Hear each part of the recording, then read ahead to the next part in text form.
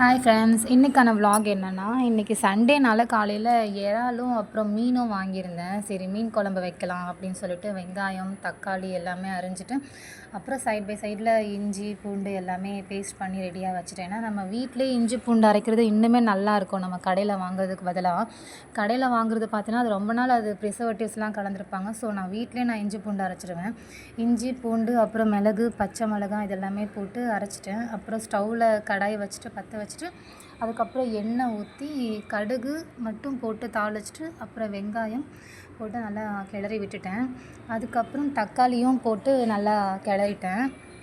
அப்புறம் கொஞ்சம் உப்புத்தூள், அப்புறம் மஞ்சத்தூள், அப்புறம் பார்த்திங்கன்னா மிளகாய்த்தூள் லாஸ்ட்டாக போட்டு நல்லா கிளறிட்டேன். அது கொஞ்சம் பொன்னிறமாக ஆகிற வரைக்கும் நல்லா வதக்கணும். அதுக்கப்புறம் லைட்டாக வெறும் மிளகாய்த்தூள் மட்டும் போட்டேன். அப்புறம் சைட் பை சைடில் சாப்பாடும் வடிச்சிட்டேன். ஏன்னா குழம்பு முடிகிறதுக்குள்ளே சாப்பாடும் ரெடி ஆகிடும். அதனால் நான் அரிசி நம்ம